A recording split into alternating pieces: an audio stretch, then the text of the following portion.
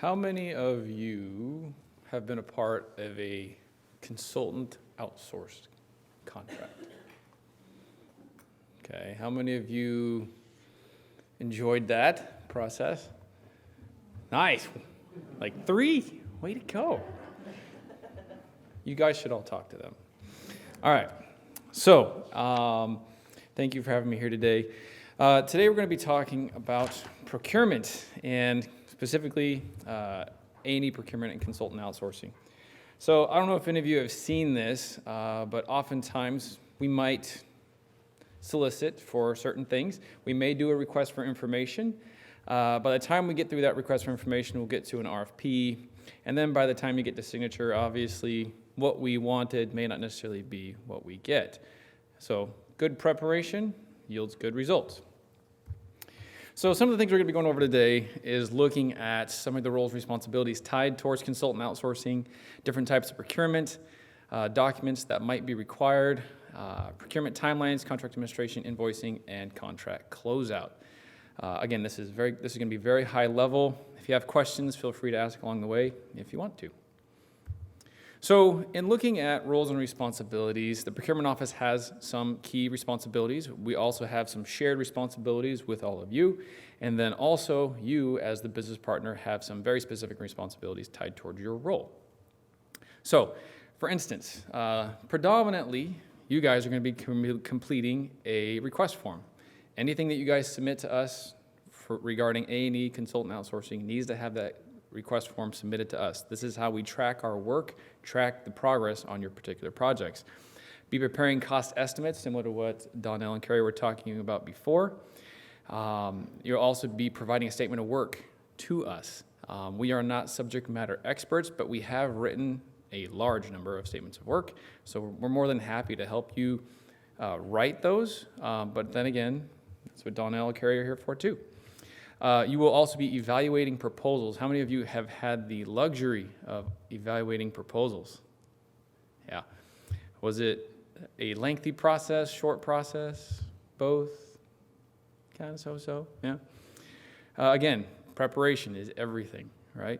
Think ahead of how much you want to review in your evaluation. Also, you're going to be creating the breakdown of costs. You're going to be tracking your records of negotiation and then also your profit. You're going to be also approving final contract costs. One of the things that we've been looking at over the years, and specifically this year, is we will get breakdown of costs in that do not match current overhead rates or current billing rates. And we have found that oftentimes the consultant hasn't necessarily been talked to about that. Maybe they missed it. And so we may be actually asking you guys the question of, did you guys see the most updated rates that the consultant has?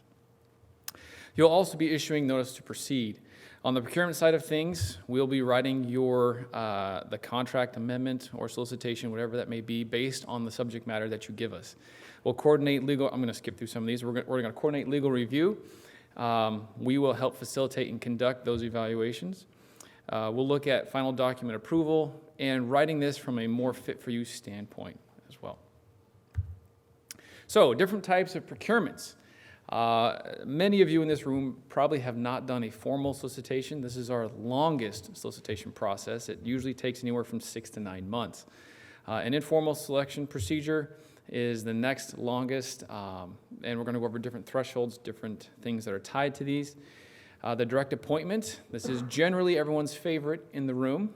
You go out and you pick a consultant, so long as it is state funded. When you're looking at federally funded, we have different thresholds as well, and with the new rules that we have put in place, the small purchase process will allow you to go up to $150,000 under the federal requirements. We also have mini solicitations from a price agreement and amendments. Out of all of these on the list, can anyone guess which one is typically the hardest? Amendments. Yep. The reason for that is because oftentimes we're taking away money, we're adding money. There's usually not an accurate cost allocation tied towards what's being added and what's being taken away. And then just getting an accurate accounting of what's taking place. I tell all of our procurement employees, if you can master amendments, you can master everything. Because there's different ways to do amendments, and oftentimes you may have to use a multitude of different ways to do an amendment. So, different procurement thresholds. As you can see on the screen, what we have tried to do is line up the ODOT rules with the CFRs. So, seeming on how that most of the architecture engineering consultant work that we outsource has federal funds tied to it, we have to marry CFR with OAR. The formal selection procedure is required under Oregon administrative rule for anything that's over $250,000. Competitive negotiations on the federal side, if you're using a cent of federal funds, is required at anything over $150,000. So that formal selection procedure automatically drops once you get to $150,000 if you're using federal funds. The small purchase procedure on the federal side can be used to any contract not exceeding $150,000. But then again, if you're using federal funds on the state side, the informal procedure is going to be applied as well, because we're having to match both state and federal rule to get where we need to go. We also have the small purchase process. Again, this is tied towards the federal small purchase process. So we have written new rules to allow us to use state funds for small purchase, as well as the direct appointment procedure. The federal government considers direct appointments non-competitive procurements. And so you actually have to get approval for a direct appoint federally funded project. So, for all types of procurements, generally speaking, the typical advertisement for a competitive solicitation is going to be anywhere from 30 days on a formal to upwards of a week to maybe 14 days on a mini solicitation, informal, or small purchase procedure. The estimated dollar amount of that you have created or come up with for your solicitation might trigger DOJ review. So if any of you are working on an informal solicitation or formal solicitation, competitive negotiation contract on the federal side, if it's going to be over $150,000 outside of a price agreement, you will be required to get DOJ review up front before you even put this thing out on the street. If you are working under a price agreement, you don't have to worry about pre-DOJ review. However, after the solicitation, after the facilitation and evaluation of the consultants, and after you pick one, we're going to have to get DOJ review again. So technically speaking, on a formal solicitation, you'll be getting DOJ advice twice. So it can get kind of spendy. Again, preparation is everything. You will have an evaluation committee. So when you submit your request over to OPO, if you could include your project charter with it, with any key people that you have identified to evaluate those proposals that get submitted, that would be fantastic. That way we can automatically schedule meetings up front in advance prior to the solicitation. Also, for a competitive solicitation, you will be required to provide protests and availability for protests. Under a mini solicitation, you don't have to do that, but under informal or formals, you will be required to allow vendors to protest. And also, you will always be required to create a record of negotiations for every single thing you do tied towards an amendment, a mini solicitation, formal solicitation, whatever it may be. We always have to have a record of negotiations. Required documents. So these are required, generally speaking, for all types of procurements. We do need an internal estimate. How much is what we are doing going to cost? And that can be on the breakdown of costs form that we have. Please look at the different types of classifications that are needed for the work that's being done, the different tasks, the estimated hours, and use appropriate rates given the consultant that you're working with. We will also need a risk assessment. I believe Zach was here talking today regarding insurance. We will need a risk assessment done for every solicitation.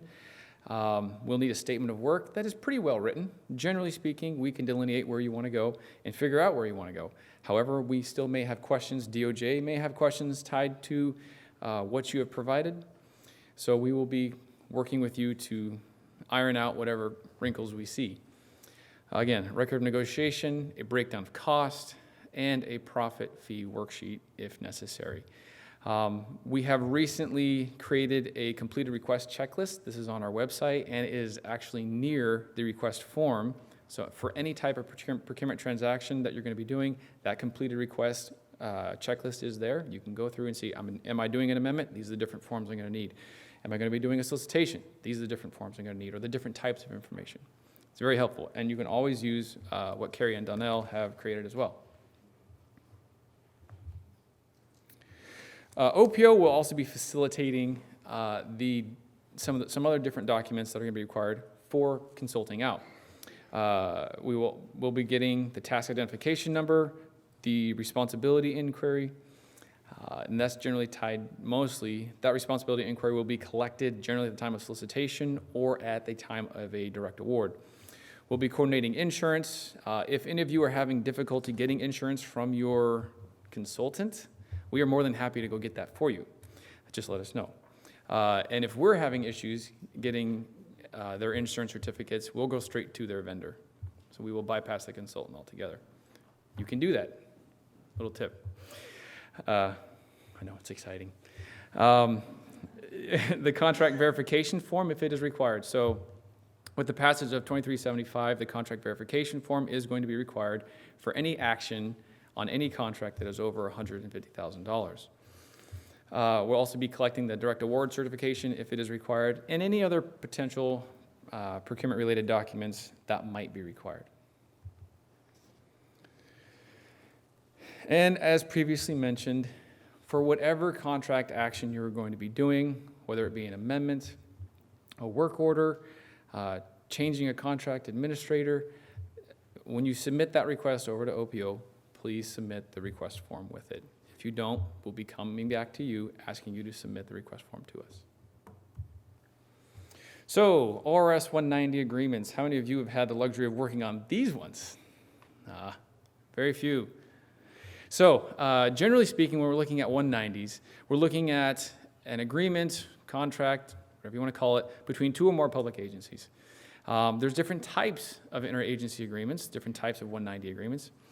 Interagency agreements, as you can see on the screen, are between us and another state. Intergovernmental agreements can be formed with a myriad of different agencies, local agencies, located within or without the state, international agreements, and interstate agreements as well. So we do a large number of ORS 190 agreements. The regions have different resources for you available.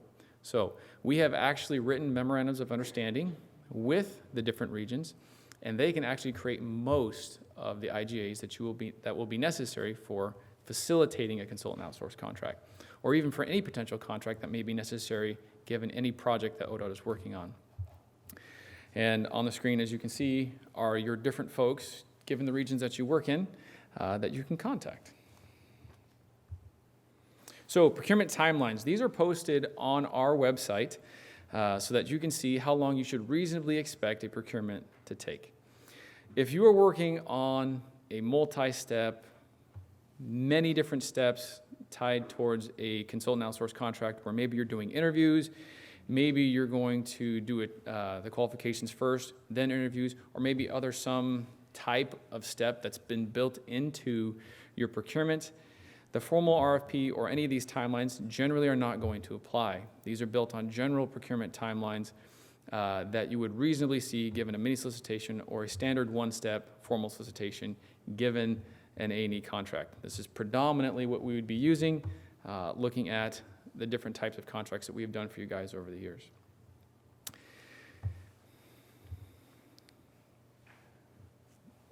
And so I'm not going to go over all the different timelines, but as you can see, please keep in mind that amendments over this past quarter have taken a lot longer than expected.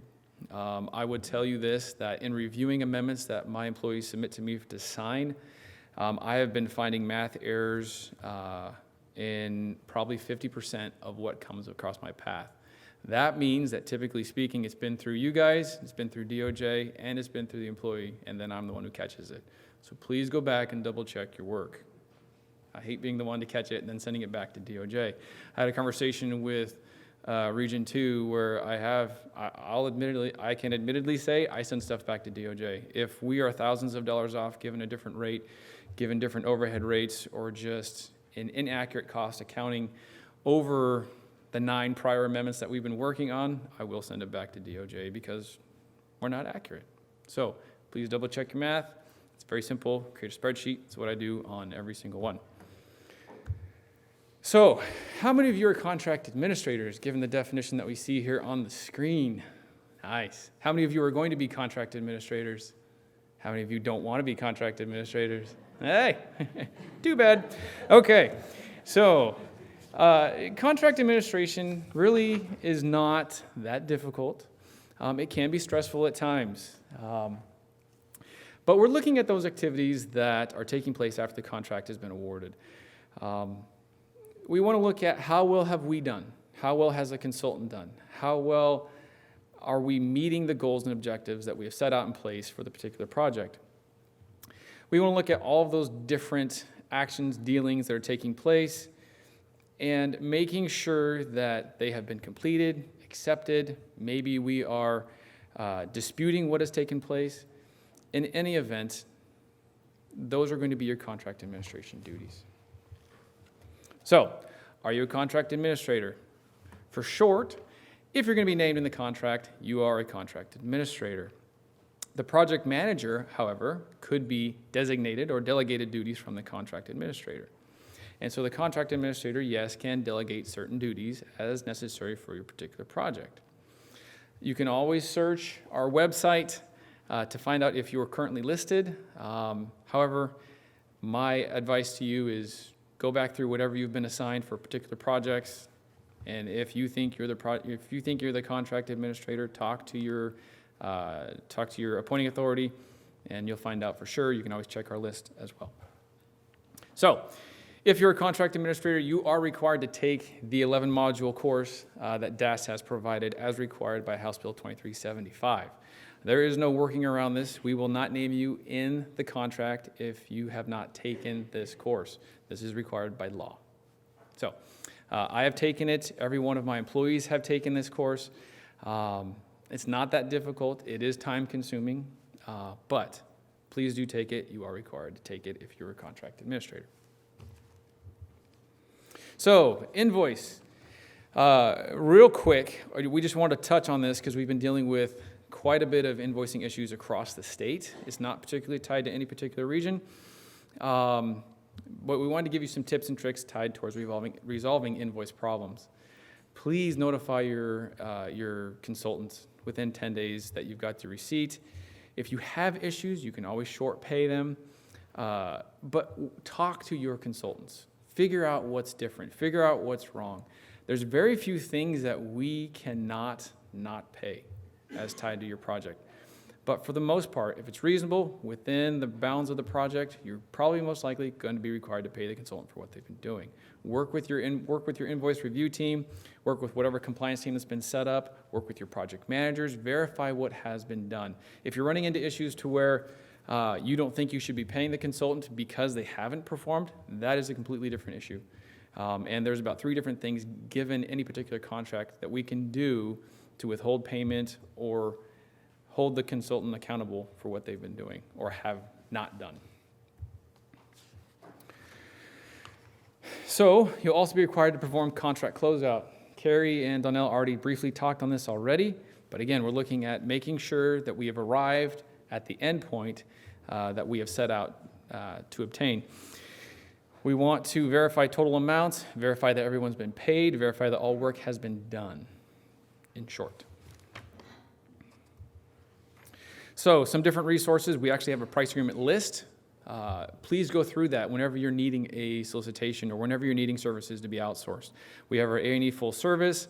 We have our transportation and land use planning. If you have a request that you need to be submitted, you can always follow any of these links that have been provided, and we're more than happy to help you out. You can always call us for consultation too. We're more than happy to walk you through any of these different documents or any particular contract issue that you have.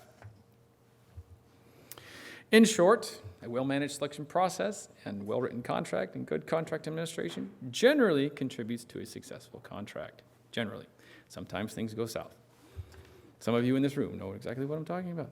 So, areas to focus on. I really wanted to touch on this one before we got done. Create well-drafted statements of work. the amount of effort that you guys truly put in up front will save you massive dividends in the end. When it comes to negotiation, when it comes to estimating costs, when it comes through getting through review with OPO or even DOJ, that extra time will go a very long ways. Submit all of your required documentation up front. You can look through our completed request checklist. You can use the different documentation that Donnell and Carrie have created.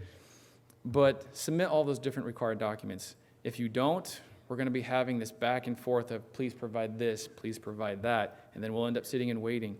And nobody likes to sit and wait. Track your expiration dates. David had asked me to talk about the tie to PDII. Whenever you're doing those different check-ins, whenever you're looking at whatever different stage I'm getting ready to move into, check yourself and ask, should I be doing an amendment right now? Am I adding scope? Am I adding time? Is that scope and time necessary to complete an amendment? Most likely the answer is yes. So submit that request, get it in early. If you have to reinstate your contract, it's generally going to take twice as long to get through the procurement timeline. Also, I have seen recently changes being made to contracts after they've been to DOJ. So for any of you who are curious as far as what I do in a review, I will actually pull the DOJ approved document and I will pull the document that you have submitted and I will see what has changed. If you have changed it, guess what? We're going right back to DOJ. And now it's additional money and additional time. And there are some attorneys that you're going to be waiting. Also, don't authorize work without a contract or an amendment and potentially after NTP. And it should be saying in parentheses after NTP if it's not within the scope of your solicitation or contract. If you do, you might be in a ratification scenario. Also, don't authorize work if you're going to exceed the contract NTE or prior to the amendment or contract execution.